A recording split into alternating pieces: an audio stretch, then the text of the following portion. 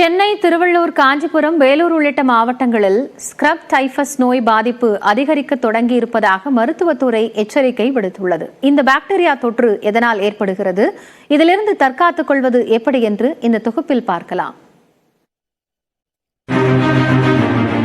Scrub typhus என்பது ஒரு வகை ஒட்டுண்ணி கடியால் பரவும் காய்ச்சலாகும். காடுகள், மலைப்பகுதிகளில் வாழக்கூடிய ரிக்கச்சியா எனப்படும் பாக்டீரியாவால் பாதிக்கப்பட்ட உண்ணிகள் கடிக்கும் போது இந்த பாதிப்பு ஏற்படுகிறது. உலகம் முழுவதும் ஆண்டுதோறும் 10 லட்சம் பேர் ஸ்க்ரப் டைபஸ் நோயால் பாதிக்கப்பட்டு வருகின்றனர்.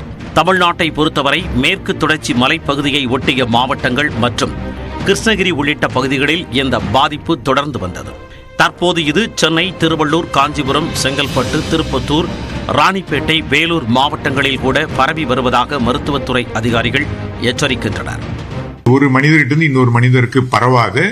இது மோஸ்ட்லி இந்த டிக்ஸ் அண்ட் மைட்ஸ்ல ஒரு காமனான இன்ஃபெக்ஷன். அச்சம் தேவையில்லை. இட்ஸ் மெயின்ல ஃபார் அன் அவேர்னஸ் தான். எந்த பகுதியிலும் கேசஸ் வர வாய்ப்பு இருக்கு. மெயினா அந்த முட்புதர்கள் இதான் அந்த உண்ணி இருக்கிறதுக்கான வாய்ப்புகள் அதிகம் உள்ளது. இதை கிளீன் பண்ணிக்கங்க. இன்னொன்று என்டர்டெயின்மெண்ட் பர்பஸுக்கு நம்ம மனத்தை நோக்கி போகும்போதும் இந்த இன்ஃபெக்ஷன் வர்றதுக்கான வாய்ப்புகள் இருக்கு. அந்த மாதிரி இருக்கும்போது கொஞ்சம் எக்ஸ்ட்ரா கேர்ஃபுல்லா இருக்கிறது அவசியம்.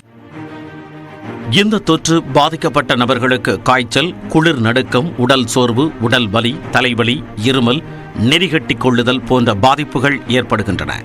காய்ச்சலை தொடர்ந்து கவனிக்காமல் விட்டால் நிமோனியா போன்ற பாதிப்புகளும் ஏற்பட வாய்ப்புள்ளது.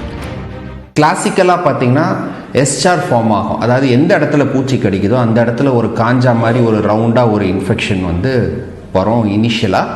இது உடல் ரீதியாக ரத்தத்தில் பரவுறதுனால எந்த உறுப்புகளை வேணால் பாதிக்கலாம். குறிப்பாக நீங்கள் லிவரை பாதிக்கிறதுக்கு வாய்ப்பு அதிகமாக இருக்கிறது. இதனால் மல்டி ஆர்கன் ஃபெயிலியர் வரலாம்.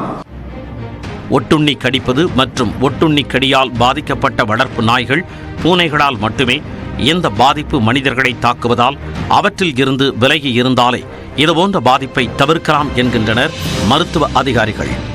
ஸ்கின்ல ஏதாவது ஒரு ஐடென்டிஃபிகேஷன், ஒரு ரேஷஸோ இல்ல இந்த மாதிரி ஒரு பூச்சிக்கடிக்கான அறிகுறியோ நீங்க இனிஷியல் ஸ்டேஜ்ல கண்டுபிடிச்சிட்டீங்கன்னா இது உடனுக்குடன் மருத்துவர்களிடம் நீங்க அணுகி இமிடியேட்டா ட்ரீட்மெண்ட் பண்ணிக்கிறது ரொம்ப ரொம்ப அவசியம். இன்னொன்னு இது இனிஷியல் ஸ்டேஜ்ல இதை கண்டுபிடிச்சு ட்ரீட்மெண்ட் பண்றது ரொம்ப எளிதான ஒரு விஷயம்.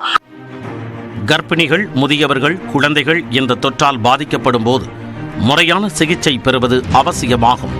சிகிச்சைக்கு தேவையான ஆன்டிபயாட்டிக் மருந்துகள் அனைத்து ஆரம்ப சுகாதார நிலையங்களிலும் இருப்பு வைக்கப்பட்டிருப்பதால் எந்தவிதமான காய்ச்சல் பாதிப்பு ஏற்பட்டாலும் உடனே மருத்துவரை அணுகி சிகிச்சை எடுத்துக்கொள்ள வேண்டும் என்று மருத்துவத்துறை அறிவுறுத்தியுள்ளது. நியூஸ் 18 தமிழ்நாடு தொலைக்காட்சி செய்திகளுக்காக ஒளிப்பதிவாளர் அஞ்சித்துடன் செய்தியாளர் ரகுவரன்.